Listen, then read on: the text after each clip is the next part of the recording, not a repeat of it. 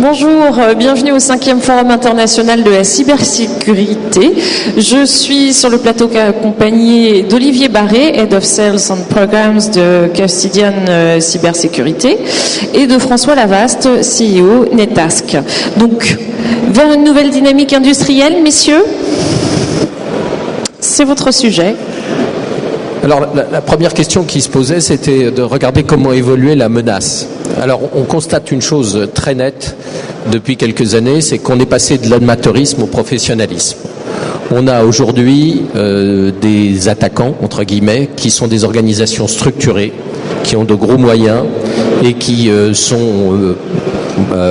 poursuivent des mobiles à la fois financiers, ce qui nous intéresse un peu, mais surtout de vol d'informations sensibles, ce qui évidemment intéresse beaucoup le groupe Castidian. Castidian est une des divisions de ADS et à ce titre-là, le groupe a fait l'objet de beaucoup d'attaques et on a été obligé de le défendre. Donc on sait qu'aujourd'hui, les gens qui sont en face de nous sont de vrais professionnels. On a parlé ce matin énormément de Stuxnet, le célèbre Stuxnet. Indépendamment de tout ce qu'on a dit là-dessus, il faut être conscient de la complexité de la réalisation de quelque chose comme Stuxnet, qui suppose par exemple qu'on connaisse parfaitement le logiciel du SCADA des centrifugeuses et qu'on soit capable d'intervenir dans ce logiciel sans que personne ne voit rien. C'est pas l'affaire de quelques hackers du dimanche, c'est l'affaire de vrais professionnels. De groupes organisés, oui. Absolument. Donc ça a été la cause de la création de Castidian Cyber Security, parce que le groupe s'est dit que face à ce genre de menaces qui étaient en train de se structurer, il était plus qu'urgent de réagir, sachant que, par exemple, la France n'est pas un pays particulièrement en avance dans ce domaine-là et a du retard à rattraper. Sur la cybersécurité ? Oui. Sur l'organisation industrielle pour traiter ce sujet-là. Donc on avait une question en fait sur la prise de conscience, donc vous venez de l'évoquer, Olivier Barré. François Lavaste, en fait, la prise de conscience, à votre avis, côté Netask, en fait, est-elle suffisante ? Donc l'importance de la cybersécurité et la prise de conscience de son importance est fondamentale. On a de plus en plus de chefs d'entreprise qui s'impliquent dans les prises de décision autour de solutions, d'audits, d'infrastructures de cybersécurité. On a fait Netask avec un cabinet d'audit qui s'appelle Pierre Audouin Conseil, une étude récemment qui montrait que 53% des initiatives de sécurité dans des entreprises impliquaient la direction générale. 53% le verre à moitié plein, c'est une bonne nouvelle, oui. Mais c'est aussi le verre à moitié vide. Oui. On est souvent surpris, et nous en parlions avec Olivier Barré récemment, de la naïveté de certains chefs d'entreprise qui conçoivent des programmes, conçoivent des architectures réseau ou des solutions sans mettre au cœur de ces solutions dès le démarrage la cybersécurité. Or, le mettre après coup, c'est toujours plus difficile.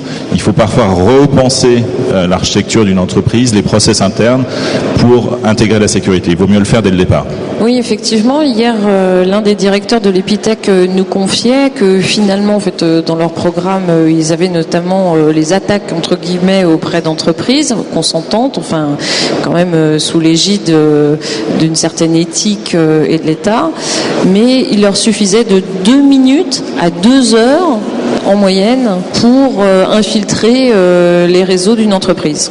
Oui, on a souvent une hiérarchie où le monde sensible, le monde des militaires, la clientèle traditionnelle d'ailleurs de Castidian Cybersecurity est très au courant des menaces et donc se protège dès le départ. Et puis des grands groupes qui ont des moyens, des budgets, des équipes.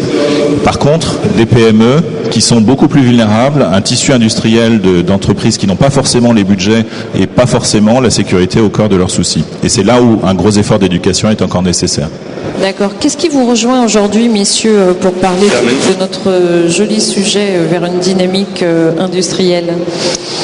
Alors la question que vous posez est double, elle peut se lire de 2 façons. C'est pourquoi est-ce que Castidian achète Netask et pourquoi est-ce que Netask s'est marié avec Castidian. Alors je vais répondre à la première partie de la question et je laisserai François répondre à la seconde. pourquoi est-ce que Casillion achète Netask? Il y a essentiellement 3 raisons. La première, c'est que vis-à-vis de nos clients, on a besoin de travailler avec des choses sur lesquelles on a une certaine confiance. Donc la maîtrise de Netask sur ses équipements, son logiciel, est fondamentale dans les solutions qu'on veut proposer, parce qu'on veut avoir confiance dans les solutions et une maîtrise de ces solutions. La deuxième raison, c'est que Casillion, qui est une filiale du groupe ADS, est plutôt orienté côté défense, alors que Netask a un accès au marché civil et que c'est dans le marché civil, notamment des organismes d'importance vitale, les OIV, que l'essentiel des attaques se font. Et la troisième raison, c'est que EADS, que la première lettre c'est Europe, et l'intention du groupe, c'est de construire un ensemble européen, pays par pays, et Netask est une des premières briques, il y en aura sûrement d'autres, de la constitution de cet ensemble, car on est convaincu que face, par exemple, aux efforts que les Américains sont en train de déployer et à la taille de certaines sociétés, comme on citait ce matin McAfee, c'est des gens qui dépassent largement $1 milliard de chiffre d'affaires, il est temps que l'Europe organise quelque chose pour être au niveau. Et pour vous, pardon François Lavaste. Alors, Netask, qui d'ailleurs est souvent cité comme une pépite ou un fleuron de la cybersécurité, en particulier dans la région Nord-Pas-de-Calais. Nous sommes une entreprise de 120 personnes, donc 120 experts en cybercriminalité et cybersécurité. C'est une petite taille à l'échelle mondiale. Donc la capacité d'accompagner des clients, et on met toujours les clients au cœur de notre stratégie, la capacité d'accompagner ces clients de manière globale est facilitée par l'acquisition par Casillion Cybersecurity. On parle aussi évidemment de crédibilité, d'image, de confiance de ces clients dans les solutions de Netask, et puis aussi une chose qui est assez enthousiasmante, en tout cas pour nos équipes aussi, c'est toute la capacité d'innovation, de projets communs qu'on peut avoir avec Casillion Cybersecurity, où les produits de Netask, l'expertise de Netask peut se marier à des connaissances, des savoir-faire du groupe et ensemble créer des solutions meilleures pour nos clients. Donc ça, c'est assez enthousiasmant.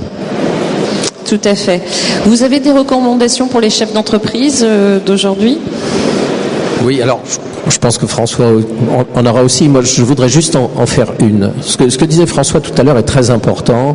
La sécurité, c'est pas quelque chose qu'on rajoute après ou qu'on rachète le lendemain de l'installation du système parce qu'on a détecté une faille. Sécuriser un système existant qui n'a pas été conçu pour ça coûte horriblement cher. Imaginez rajouter des ceintures de sécurité dans une voiture qui n'en a pas à l'origine. Ça coûte horriblement cher et ça fonctionne pas. C'est-à-dire qu'on aura à protéger un endroit et puis les attaquants passeront par un autre. Donc il est important d'anticiper, de concevoir les systèmes à l'origine avec en tête la notion de sécurité.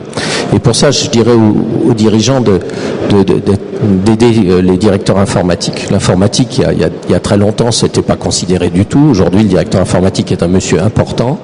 Il faudrait qu'il arrive à la même chose au directeur de la sécurité. C'est-à-dire qu'il vienne un monsieur important, qu'il ait des budgets et qu'on comprenne que les systèmes doivent être sécurisés en amont et que ça a un coût et que faire abstraction de ce coût peut coûter beaucoup plus cher derrière. Très bien. Et pour vous ? Alors, une recommandation toute simple, c'est penser à l'être humain, penser aux collaborateurs, aux salariés. On a, au-delà des solutions, des systèmes, des processus, une faille qui est malheureusement souvent à l'origine un être humain qui, par malveillance ou par inconscience ou incompétence, va laisser la porte entrée à un attaquant pour implanter un un malware qui ensuite va infecter le réseau de l'entreprise. Donc les chefs d'entreprise ou des grandes administrations doivent faire un effort très construit d'impliquer leurs collaborateurs et l'ensemble des collaborateurs du plus spécialisés dans la cybercriminalité, au moins spécialisés à l'accueil de l'entreprise, aux gens qui répondent au téléphone, pour que, encore une fois, dans la composante génétique d'une entreprise ou d'une organisation, la cybersécurité soit une des priorités et que la vigilance de tous serve pour le meilleur niveau de protection de ces entreprises. Bien. Merci messieurs. Eh bien, écoutez, j'invite tout à chacun à vous retrouver sur vos stands respectifs et notamment sur vos stands, vous avez un cocktail, je crois, tout à l'heure. Merci messieurs. Merci.